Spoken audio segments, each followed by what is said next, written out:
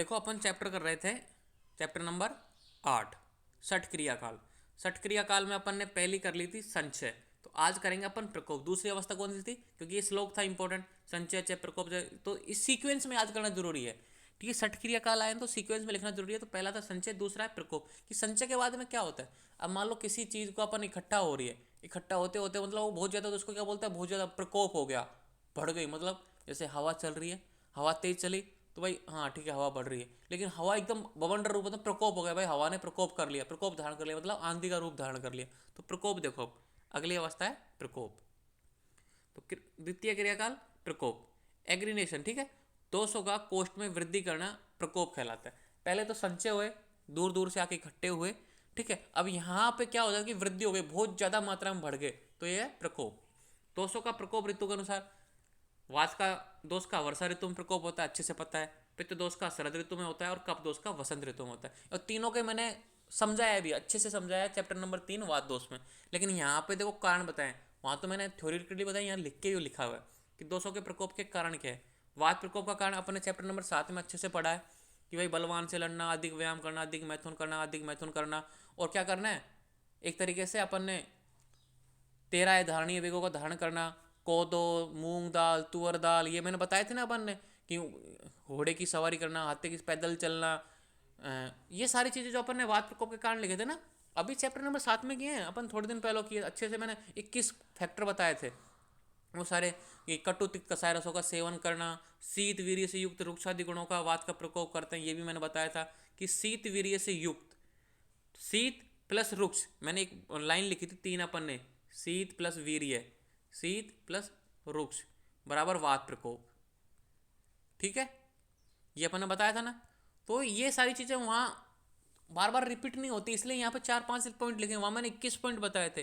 तो मैंने एक बात और बोली थी वहां मैंने आपको, कि ये सारी चीजें दोबारा नहीं बताई जाएंगी, यहाँ पे इनको क्या बना लो, रूल बना लो, फंडामेंटल बना लो, मैंने ये बात भी बोली थी। तो वात प्रकोप के कारण आगे ना, अपित्त प्रकोप में वही कारण आएंगे, क्रोध, स्त्री संभोग, सरसों का तेल, अलसी का तेल, इनका सेवन करना, ठीक है। जो पित्त प्रकोप करने वाले रसों का सेवन करना, उष्णता, जैसे उष्ण वाले पदार्थों का सेवन करना, तो पित्त प्रकोप के कारण है। तो उष्ण वीर्य से युक्त और तीक्ष्ण आदि गुण वाले पदार्थों का पित्त दोष को प्रकोपित करते हैं, मैंने ये भी बताया था। क्योंकि 3 लाइन थी, शीत वीर्य प्लस रुक्ष बराबर बात था, और उष्ण प्लस तीक्ष्ण बराबर क्या था, पित्त प्रकोप था, ठीक है। था कि नहीं, अपन ने चैप्टर नंबर 7 में अच्छे से किए हैं ये पिछले चैप्टर में। तो सिलेबस के अनुसार पढ़ना बहुत ज्यादा इंपॉर्टेंट है। अब देखो यहाँ पे बात कब प्रकोप के, दिन में शयन, नींद लेना, किसी प्रकार का परिश्रम न करना, मतलब आलसी बना रहना, कोई मेहनत नहीं करना, आलस्य करना, मधुर अम्ल लवण शीत स्निग्ध आदि कारणों से कब प्रकोपित होता है। मधुर अम्ल लवण का सेवन करना, शीत पदार्थों का, चिकने, घी, तेल, वसा, मज्जा, इन कारणों से कब प्रकोपित होता है। अब एक बात और समझ में आई, ध्यान से सुनो, कि भाई ये सारी चीजें क्या करती हैं, आपका वात संचय हो गया बॉडी में, पित्त संचय हो गया, कब संचय हो गया, पहली अवस्था, उसके बाद भी आप ये चीज कर रहे हो, बलवान से लड़ रहे हो। जैसे आपके मान लो वात का संचय हो गया, आपको पता लग गया भाई अंगों में स्तब्धता है, पूर्णता है, लेकिन आप फिर भी बलवान से लड़ रहे हो, तो क्या प्रकोप हो जाएगा। आपको पता है भाई वात का संचय हो रहा है, फिर भी आप लड़ रहे हो, फिर अधिक व्यायाम कर रहे हो, तब फिर वात का प्रकोप हो जाएगा। और जैसे पित्त का संचय, आपकी आंखों में पीलापन दिख रहा है आपको, ठीक है, त्वचाएं पीली हो रही हैं, एक तरीके से आपका मल भी पीला जा रहा है, और आप इग्नोर कर रहे हो, फिर भी आप क्या कर रहे हो, क्रोध कर रहे हो, मैथुन कर रहे हो, सरसों को तेल का सेवन कर रहे हो, तो पित्त का प्रकोप तो होना ही है। इसी तरीके से कफ का कारण है कि आपकी कफ पहले से बढ़ा हुआ है, आपकी बॉडी में आलस पहले से आ रहा है, फिर भी आप क्या दिन में सो रहे हो, किसी प्रकार का परिश्रम भी नहीं कर रहे हो, तो मतलब प्रकोप हो जाएगा। तो संचय के बाद में ये सारे काम करने के बाद में प्रकोप होता है, ठीक है। तो संचय के बाद में अगर आप मान लो कंटिन्यूसली कर रहे हो उस चीज को, उसी चीज से संबंधित चीजें खा रहे हो, उस चीज को बढ़ाने वाली चीजों का उपयोग कर रहे हो, तो प्रकोप हो जाएगा। तो यहाँ पे देखो, उष्ण वीर्य से युक्त स्निग्ध आदि गुण वाले पदार्थों का कप दोष का संचय, संचय की जगह यहाँ पे कप करो, ये प्रकोप करो, ये गलत लिखा हुआ है, हाँ, उष्ण वीर्य से युक्त स्निग्ध आदि गुण वाले पदार्थ का दोष का प्रकोप करते हैं। मैंने ये बताया था उष्ण वीर्य क्यों लिया है, कि भाई उष्ण प्लस स्निग्ध, मैंने इसका एग्जाम्पल आपने ऋतु में देखो, क्या कि भाई क्या होता है यहाँ पे वसंत ऋतु का एग्जाम, कि भाई सूरज की किरणों से जो कप जमा हुआ था, संचय हुआ था, पिघल पिघल कर स्रोतों को अवरोध करता है और कप का प्रकोप करता है, मैंने ऐसे समझाया था। तो इस उष्णता मतलब सूरज की किरणें, आप ऐसे समझ लो कि उष्णता में क्या घी जैसे पिघलता है, वैसे ही जो कप संचय होता है, एक्यूमुलेशन हुआ था कप का, वो क्या करेगा, पिघलेगा।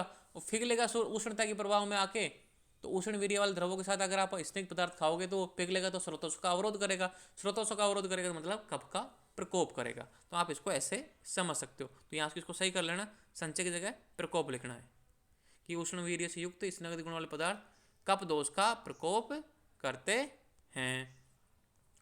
सिंपल सी बात समझ में आ गई। अब ऋतुओं में बताया, देखो वात दोष का, यहाँ पे देखो वात दोष में वर्षा ऋतु का प्रकोप क्यों होता है। सिंपल सी बात ये है कि भाई पित्त दोष में शरद ऋतु में क्या होता है, पहले तो अपन वसंत का तो बता ही दिया मैंने तुमको कि भाई सूरज की किरणों से पिघल कर कप अवरोध करता है। वह शरद ऋतु में क्या होता है कि एकदम से वर्षा के बाद में सूरज की किरणें तिरछी पड़ती हैं, ठीक है, सूरज की किरणें तिरछी पड़ रही हैं, तो क्या करता है उससे कि पित्त का प्रकोप हो जाता है। पित्त पहले से ही बढ़ा हुआ था विदाह की वजह से, और सूरज की किरणें भी तेज हो गई अचानक से, तो पित्त का प्रकोप हो गया। अब यहाँ पे देखो वात दोष का भाई वर्षा ऋतु में कैसे हुआ कि पहले से ही अपनी अग्नि मंद थी, और ज़्यादा मंद हो गई, ठीक है, और अपन शीतल पदार्थ खाने लग गए, क्योंकि वर्षा में शीतल हो जाती है कि बरसात आ रही है, शीत पदार्थ आ रहे हैं। तो वात का गुण क्या है, शीत, रुक्ष। तो इन और गुणों जैसे ऐसे समान गुण वाले पदार्थों का सेवन करने से क्या हो जाता है, वात का प्रकोप हो जाता है। तो ऋतुओं के अनुसार भी हो गया, इनके कारण भी बता दिए, और अब लक्षण देखेंगे अपन इसके कि भाई दोषों के प्रकोप के लक्षण। ये दोष संचय प्रकोप इतनी ऐसी अवस्थाएं आपको ये याद होनी चाहिए, बार बार अष्टांग में, फिजियोलॉजी में तो ये आती रहेंगी, पैथोलॉजी में सेकंड ईयर में, थर्ड ईयर में आएंगी, फोर्थ ईयर में आएंगी, इनको तो रट लेना, फंडामेंटल बना लेना आप। तो दोषों के प्रकोप के लक्षण देखो, वात प्रकोप के लक्षण, कोष्ठ, पेट, उदर में सुई चुभने से पीड़ा और वायु का संचार, मतलब वायु फैलेगी। अब आपने प्रकोप के लक्षण, अपन ने जो पिछला चैप्टर पढ़ा था ना दोषों के प्रकोप के लक्षण, उसमें भी ये बताए थे, और ये फिर से रिपीट हो रहा है। देखो कितना सातवां चैप्टर कितना अच्छा इंपॉर्टेंट है, बहुत ज्यादा इंपॉर्टेंट है सातवां चैप्टर। एग्जाम में क्वेश्चन आए या नहीं आए, लेकिन आपके आयुर्वेदा समझने के लिए बहुत ज्यादा इंपॉर्टेंट है। तो वात प्रकोप मतलब संचय के बाद में जो अवस्था आई है उसमें बढ़ गया, तो और थोड़ा भयंकर अवस्था आएगी। तो कोष्ठ मतलब पेट में, उधर में सुई चुभने सी पीड़ा, दर्द स्टार्ट होने लग जाएगा। पहला तो भरा भरा ही महसूस हो रहा था संचय में, तो अब दर्द स्टार्ट हो गया, सुई चुभने सी। वायु का संचार मतलब उद्गार आएगा, डकारें आएंगी खट्टी खट्टी, तो ये वात प्रकोप के। पित्त प्रकोप के खट्टी डकारें आना, अब खट्टी डकार किस में आ रही है, पित्त में आ रही है। प्यास लगा, ज्यादा प्यास लगेगी और जलन स्टार्ट हो जाएगी। अब देखो पहले में तो नॉर्मली था, पित्त का आभास हो रहा था, लेकिन संचय, अब संचय के बाद में क्या हुआ, प्रकोप में क्या हुआ, खट्टी डकारें आने लगी, प्यास लगने लगी और दाह जलन होने लग गई। कप में क्या होगा, अन्न में द्वेष, जी मचलाना, कि भाई आपको खाना खाने की बिल्कुल इच्छा नहीं होगी, जी मचलाना मतलब अल्लाह, नोजिया हो जाएगा व्यक्ति को।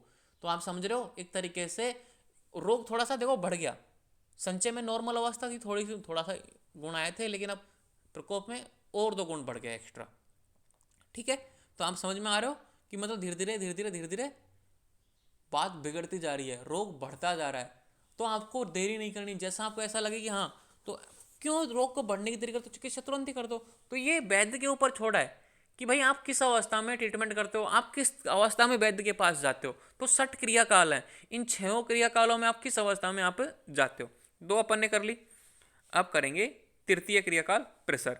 स्प्रीड मतलब पहलना, अपना संचय हुआ, प्रकोप हुआ, अब ये चीजें प्रकोप होगी तो फैलेगी, पूरी बॉडी में फैलेगी। कैसे फैलेगी कि तृतीय क्रियाकाल है प्रेशर, कि जिस तरह किण्व, सूरा बीज, पिष्ट, तंडुलिष्ट और पानी, इन्हें परस्पर मिलाकर, कहने का मतलब है कि किण्व मतलब सूरा बीज, पिष्ट यानी टंडुल पिष्टी, मतलब एक तरीके से मैदा का मान लो, ठीक है, पानी, इन्हें परस्पर मिलाकर रात भर रात्रि पर्यंत रखने से इन्हें उफान, झाग उत्पन्न होकर पात्र के बाहर निकलते हैं। किसी भी चीज़ में जैसे कि अपन ने आधा भगोना उसमें मैदा डाल दिया, फिर उसका मतलब सड़ने के लिए रख देते हैं, किण्वन क्रिया करते हैं, तो वो फूल जाती है और भगोने से बाहर निकल जाती है, ठीक है, पात्र से बाहर निकल जाती है। उसी प्रकार प्रकोपित हुए दोषों में उद्रेक उत्पन्न होकर उनका प्रसरण होता है।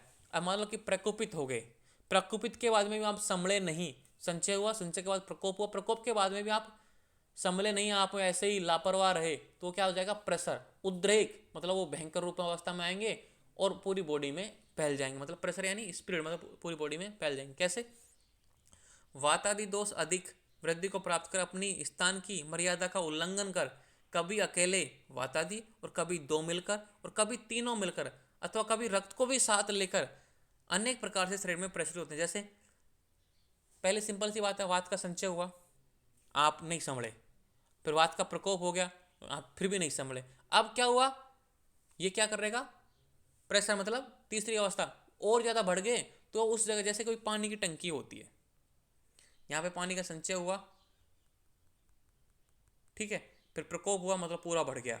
अब ये प्रेशर मतलब तब भी तुम नहीं संभल रहे हो और ज़्यादा ऐसी चीज़ें हरकतें कर रहे हो, तो यहाँ पे पानी डालते जाओगे तो उफनेगा ही ना, पानी बाहर निकलेगा।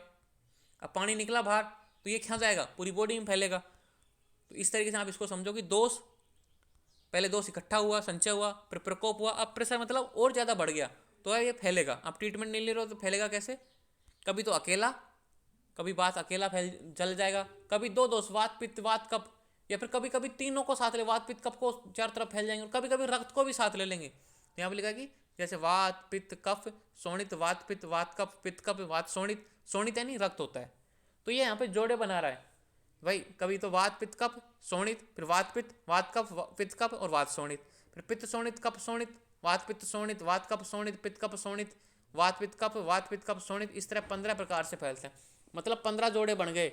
आप किसी भी, जैसे कि वात हुआ, पित्त हुआ, कफ हुआ और रक्त, कहने का मतलब कि ये वात है ना, ये इंपॉर्टेंट है।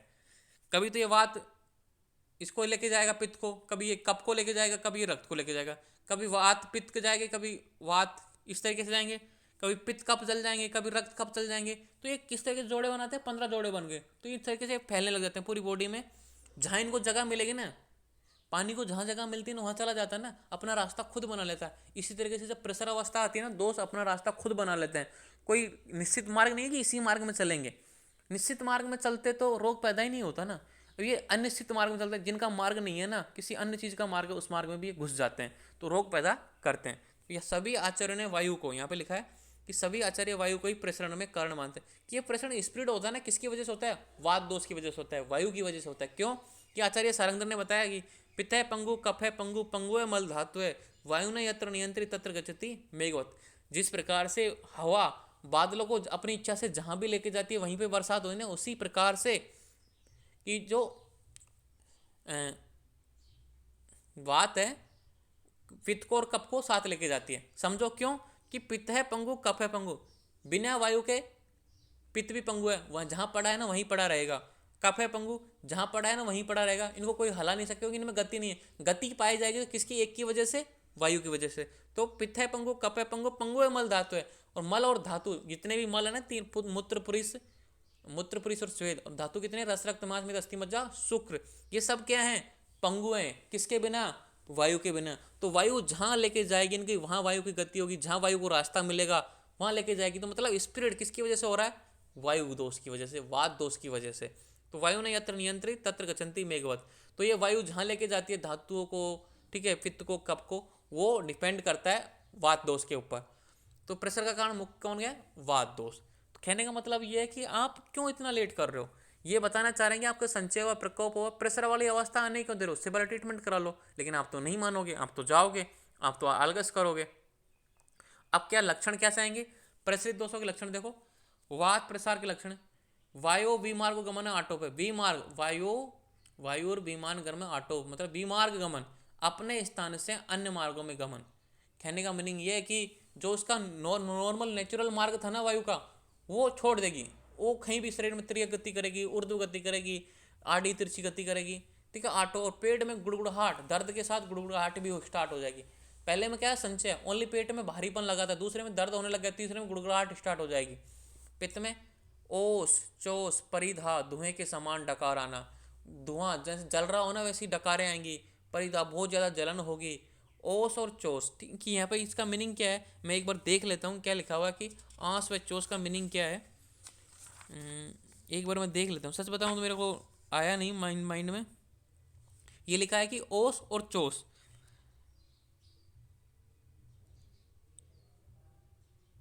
आई थिंक इसका जो है ना मुख और प्यास, हाँ, आपका जो मुख है ना सूख जाएगा, एक तरीके से बहुत ज़्यादा सूख जाएगा पित्त में प्रेशर में। और कब प्रसार का लक्षण देखो, अरुचि, भोजन में अरुचि, अपच, भोजन का नहीं पचना, अंगों में थकावट, अंगों में दर्द और बमन, उल्टी होना स्टार्ट हो जाएगी। तो ये कफ प्रसार के लक्षण है। कब मतलब अपनी जगह से छोड़ रही है, बमन होने लग गया, उल्टी होने लग गई, अंगों में थकावट, अंगों में दर्द होने लग गया, अपच मतलब भोजन जो खा रहे हो ना आप, एक दिन पहले खाए ना वो भोजन भी नहीं पच रहा। और अरुचि, किसी भी चीज़ में आपका मन नहीं है, मतलब किसी भी चीज़ को खाने का मन नहीं है, अरुचि उत्पन्न हो जाएगी। किसी चीज़ को करने का मन नहीं है, वो अरुचि। तो ओस और चोस में एक तरीके से को आपका मुंह को प्यास ज़्यादा लग रही है, आपका मुख सूख रहा है, परिधा जलन पैदा हो रही है, और धुएं के समान डकारें आ रही हैं, वो पित्त में हो जाएंगी। और वात प्रचार में आटो पेट में गुड़गुड़ाहट हो जाएगी दर्द के साथ। तो ये सारी चीज़ें प्रसरित दोषों के लक्षण हैं। अब तब भी आप नहीं सुधरे, आप सोते रहे और आड़गस कर गए, ठीक है ले लेंगे रे यार बाद में, अब ट्रीटमेंट ही तो करवाना, डॉक्टर के पास जाना है, तो बहुत से अगर डॉक्टर के पास जाएंगे तो पैसे लग जाएंगे। तो वो फिर अगली अवस्था आती है चतुर्थ क्रियाकाल, स्थान संचय। तो ये अगले वीडियो में करेंगे, तीनों क्रियाकाल अपन एक वीडियो में कर लेते हैं। अब चतुर्थ क्रियाकाल स्थान संचय, पंचम क्रियाकाल व्यक्त अवस्था, और छठी अवस्था भेद अवस्था, इनको एक वीडियो में करके इस चैप्टर को पूरा करेंगे। मिलते हैं नेक्स्ट वीडियो में।